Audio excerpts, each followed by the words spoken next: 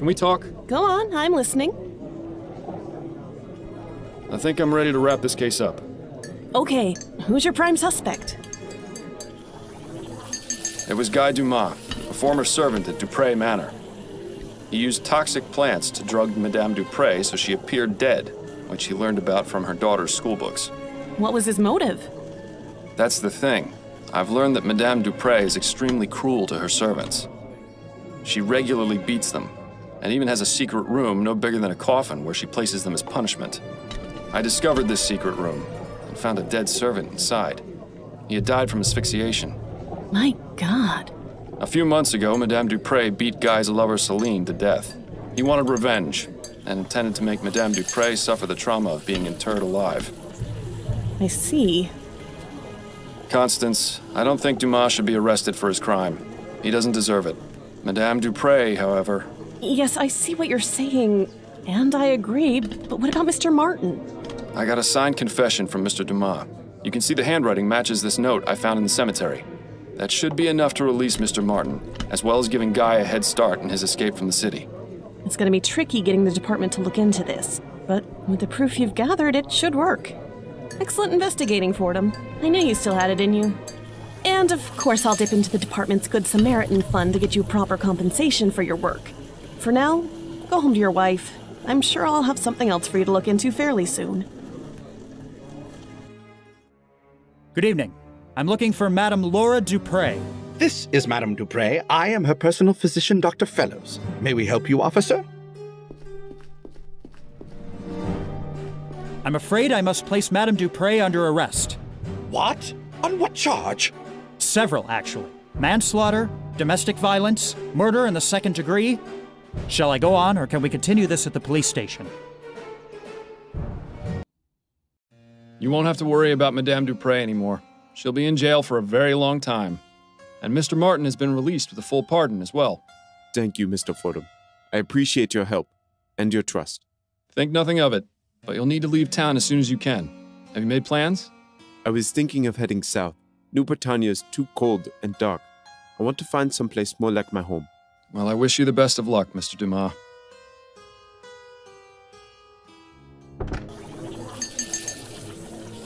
Can we talk? Go on, I'm listening. I think I'm ready to wrap this case up. Okay, who's your prime suspect? It was Guy Dumas, a former servant at Dupré Manor. He used toxic plants to drug Madame Dupré so she appeared dead, which he learned about from her daughter's schoolbooks. What was his motive? Revenge. His lover was beaten to death, and he wanted Madame Dupré to suffer for it. Fiendish. Nice work, Fordham. I'll pass along the information and we can make an arrest. I'm sure Mr. Martin will be relieved. And of course I'll dip into the department's Good Samaritan fund to get you proper compensation for your work. For now, go home to your wife. I'm sure I'll have something else for you to look into fairly soon. Just a moment. Guy Dumas? Yes? You're under arrest for the attempted murder of Madame Laura Dupré. I suppose it was too much to expect Fordham to believe me. What was that? Nothing. I recommend you remain silent until you're questioned at the station. Come with me.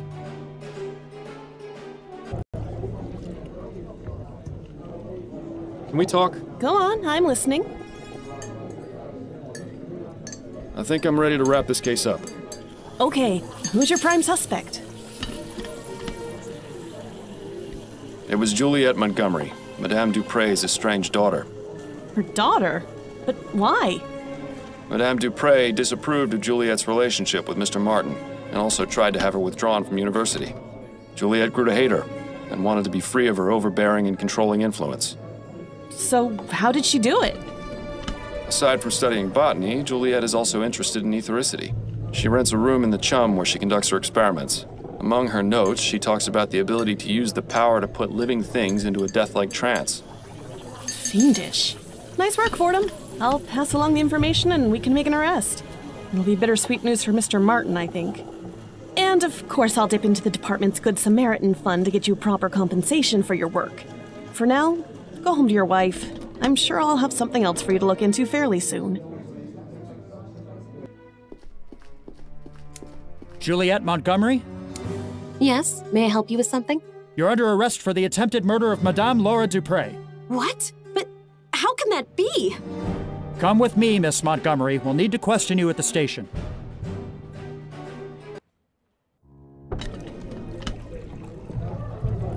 Can we talk? Go on, I'm listening. I think I'm ready to wrap this case up. Okay, who's your prime suspect? I'm afraid it really was Albert Martin. What? Are you sure? I'm afraid so. I tried speaking to his mother about their practices, and she threw me out. I also found a torn piece of a letter from Madame Dupre, threatening him if he ever got near her daughter. Not only that, the family doctor said the cause of Dupre's condition was poison, a method used by dark magic cults. Seems like sufficient means and motive to me. And you're absolutely sure you found no other possible suspects? I'm sorry, Upton. I know you thought he was innocent, but the facts are the facts. I suppose they are. All right, Fordham. Then I have no choice but to drop this investigation. Unfortunately, this also means I can't get you any compensation for your work. That's all right, Upton. Perhaps on the next one. Indeed. For now, go home to your wife. I'm sure I'll have something else for you to look into fairly soon. Can we talk? Go on, I'm listening. I'm ready to wrap this case up. Okay, who's your prime suspect? It was Linda Walker, Who is she? a seamstress who befriended the Harris family nanny. She took the child because she believes he's the reincarnation of her deceased son, whom she accidentally poisoned. My God. You'll find a journal explaining her motive at her apartment, as well as the plans she used to drug Mrs. Davis. But what about the broken window in the nursery? All part of a false crime scene she set up to draw our attention away from her. Excellent work, Miles. Did you manage to find out where Mrs. Walker is now? Yes, I found a receipt for a one-way train ticket to Pierre, which departed this afternoon. Fantastic. We can send a telegram to the train station and have her arrested upon arrival. You've done extremely well, Fordham. Snelling could only hope to have a detective as good as you again. You flatter me.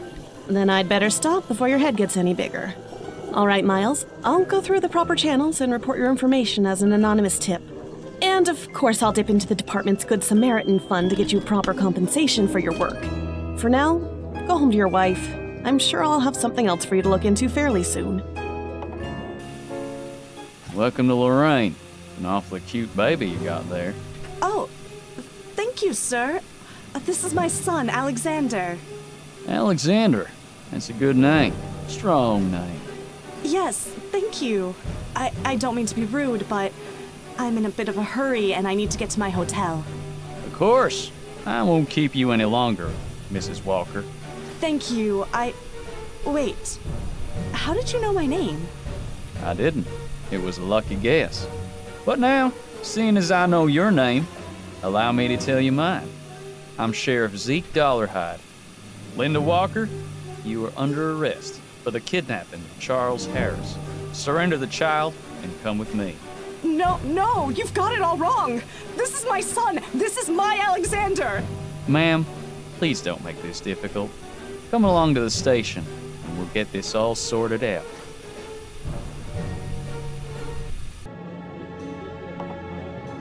Can we talk? Go on, I'm listening. I'm ready to wrap this case up. Okay, who's your prime suspect? I believe it was Arthur Devens. Who is he? His wife was killed in the Lygia disaster, and he harbors a hatred towards the Harris family because of it. Not only that, but he sent a ransom note and also confessed to dabbling in black magic. I think he took the child in retaliation, as well as to try and get the Lenore project canceled. He may have also done it for other, darker reasons. Do you know where the police can find him? He's leading a protest in front of the airship yard in Chumley. All right, Miles. I'll go through the proper channels and report your information as an anonymous tip. Your compensation should get to you in a few days. I'll keep you posted on any new cases that come up.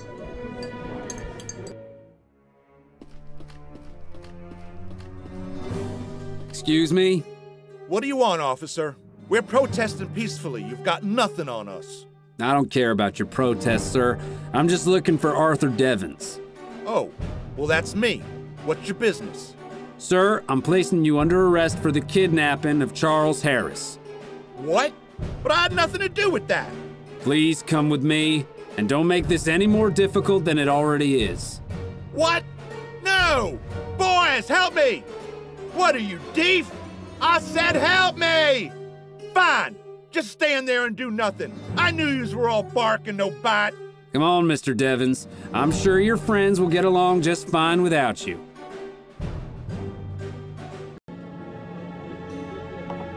Can we talk? Go on, I'm listening. I'm ready to wrap this case up. Okay, who's your prime suspect? I believe it was Malcolm Harris. The father of the child? Yes, I found a piece of fabric at the crime scene which came from one of his jackets. But why would he kidnap his own son? He's in heavy debt due to his gambling addiction.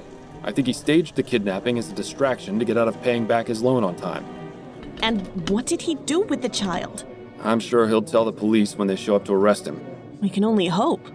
All right, Miles, I'll go through the proper channels and report your information as an anonymous tip. Your compensation should get to you in a few days. I'll keep you posted on any new cases that come up. Oh, hello, officer. We weren't expecting anyone from the police just yet. Do you have any news about our son? I suppose you could say that, yes. Have you found him? No, but we know who kidnapped him. Who? Tell me at once. Malcolm Harris, you're under arrest for the kidnapping of Charles Harris. What? That can't be! I told Fordham! I recommend you stop speaking until your interrogation, Mr. Harris. Now please, come with me. Got a moment, Upton? Yes, but let's make this quick. I'm done with the Lathan case.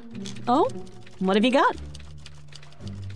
She was murdered by Roger DeVay, a professor of art at the university, in order to claim her inheritance. DeVay befriended Miss Lathan and even painted her portrait, but his failure to establish a name for himself and earn a living from his art was driving him mad. Miss Lathan cared for him as a son, and recently changed her will, naming Roger as her sole beneficiary. Roger knew of this, and decided killing Miss Lathan was the best way to solve his financial troubles. And how did he manage to do so? Desiree had given him a key to her apartment. While she was out at the Grand Dame's ball, he entered and left a pile of rags soaked in linseed oil under her bed. She arrived home drunk and passed out, unaware that the rags were growing hotter by the minute. Eventually, the oil burst into flames, burning the rag pile as well as poor Miss Lathan. How awful. Well, I'll certainly pass along the information. What an astounding series of events. Although I'm sorry you won't be able to gloat to Snelling that you solved the case before his detectives did. I can find other means of amusement, I think. Good work, Fordham. As usual, I'll send anything else your way as soon as I get it. Roger DeVay? Yes, what is it? You're under arrest for the murder of Desiree Lathan. Oh, I see. Come with me. We need to ask you some questions at the station. And you up there, make yourself decent, would you? Got a moment, Upton? Yes, but let's make this quick. I'm done with the Lathan case. Oh? What have you got? She was the unfortunate victim of spontaneous human combustion. I beg your pardon? There isn't a scientific explanation for it, but she fits all the criteria. She was an elderly woman, she was known to drink excessively, and the way her body burnt is consistent with all previous accounts of spontaneous combustion. Add to that the fact that very little around her was damaged by the fire, and you've got a textbook case. You know, I heard a few of the officers talking about a demon getting into her, but I had no idea it was an actual documented occurrence. Well, this is certainly one of the more unusual explanations we've had, but I'll pass it along. Although I'm sorry you won't be able to gloat to Snelling that you solved the case before his detectives did. I can find other means of amusement, I think. Good work, Fordham. As usual, I'll send anything else your way as soon as I get it.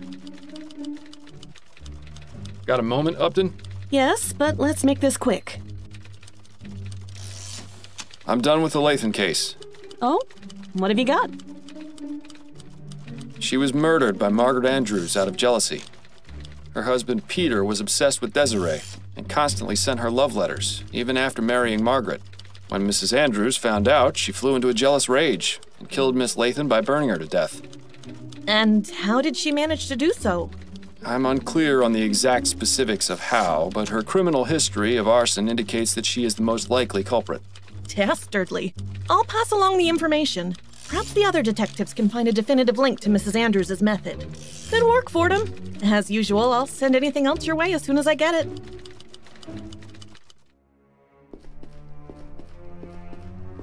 Margaret Andrews? Yes, that's right. How may I help you, officer? You're under arrest for the murder of Desiree Lathan. What? But that's impossible. What proof do you have? I'm not obligated to answer your questions, madam. Now please, come with me. Oh, you pigs are all the same. But just you wait. Edgar and Hubert will avenge me!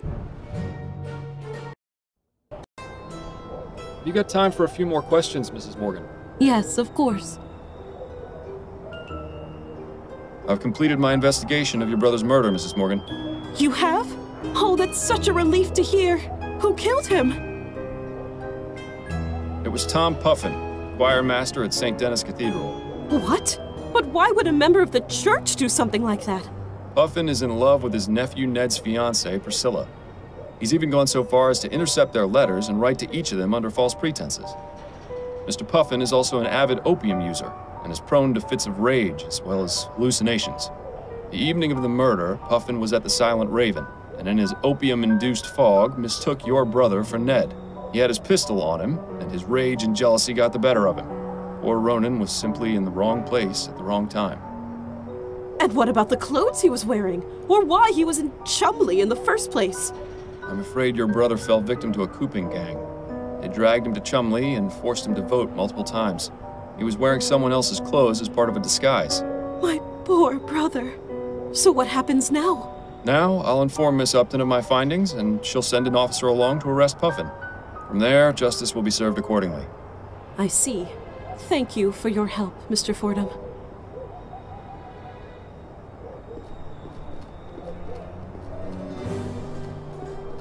Tom Puffin? Yes, may I help you, officer? You're under arrest for the murder of Ronan Lespay. What? Oh, God. So it wasn't a dream. Come along, sir. We need to question you at the station. You got time for a few more questions, Mrs. Morgan? Yes, of course. I've completed my investigation of your brother's murder, Mrs. Morgan. You have?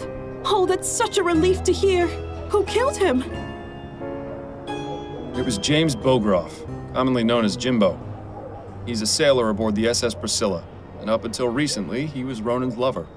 His lover? You mean Ronan was? Yes, it seems Ronan was leading a secret life. So why did he do it? Why did Jimbo kill Ronan?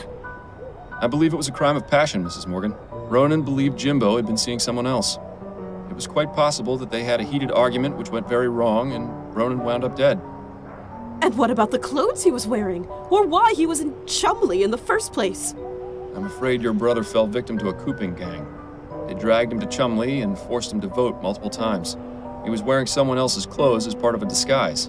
My poor brother. So what happens now? Now I'll inform Miss Upton of my findings, and she'll send an officer along to arrest Mr. Bogroff. From there, justice will be served accordingly. I see. Thank you for your help, Mr. Fordham. Begging your pardon, folks, but I'm looking for a James Bogroff, also known as Jimbo. That's me, officer. Mr. Bogroff, I'm placing you under arrest for the murder of Ronan Lespay. What? But I didn't. I suggest you remain silent until we get to the station for your questioning. Now come along, we haven't got all day.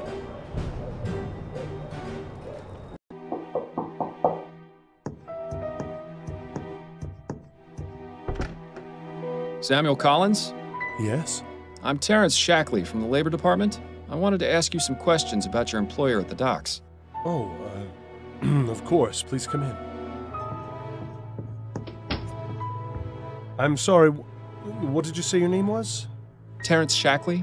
But it's not my real name. I just used it to get into your apartment. I believe you did something similar at the Houses of Parliament with Mr. McDonough. So, you're Fordham, the one who was snooping around at the Gilded Lily. Indeed. We meet again, Mr. Collins. Of course. The rooftop. I'm sorry about what happened to your partner. It wasn't my intent for him to die. Oh, he's sorry, is he? Is that supposed to make things better? I suppose this encounter was inevitable. But I admit I didn't think it would be this soon. So, you're here to arrest me.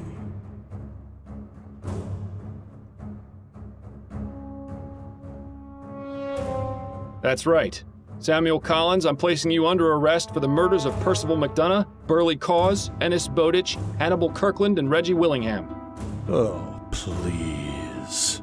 Every one of those men deserved what they got.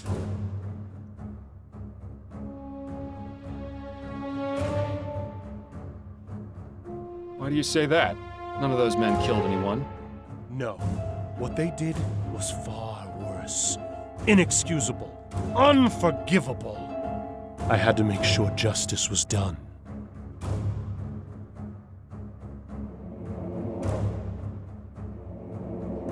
I understand your reasons, but that doesn't mean your actions were justified. You need to pay for your crimes, one way or another. My crimes? What about theirs? If not for me, they would have gotten away with them.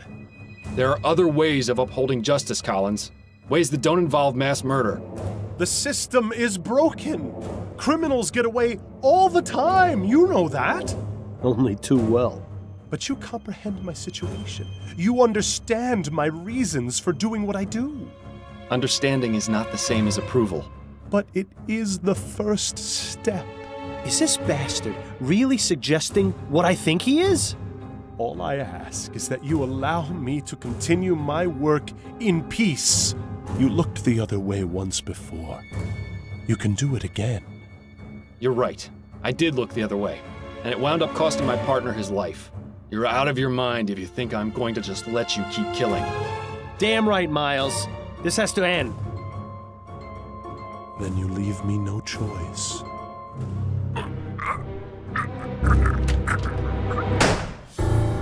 Fordham, are you all right? Yes, I'm fine.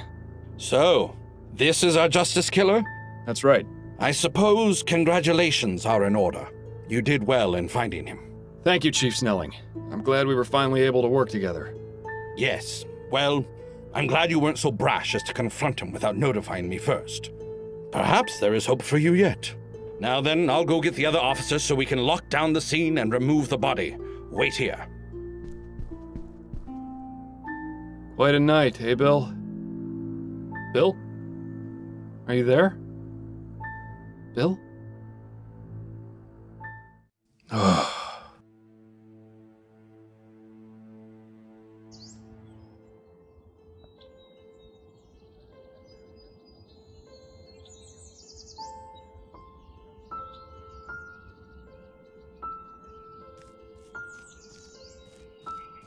It's good of you to do this, Miles. Do you need some time alone? If you wouldn't mind. All right. I'll wait for you over by the sycamores.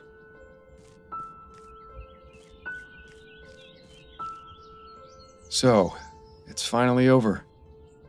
I have to admit, it's been strange not hearing you all the time anymore. Never in a million years did I think I would actually miss it. But the important thing is you've moved on, and I got what I was looking for. I'm starting up my own private detective agency, you know. Addie and Upton are going to be my partners. It should be interesting, to say the least. Oh, that reminds me. I brought you a little something. It's not much, but I thought you might appreciate it. Thank you for all your help, Bill. I truly would have been lost without it.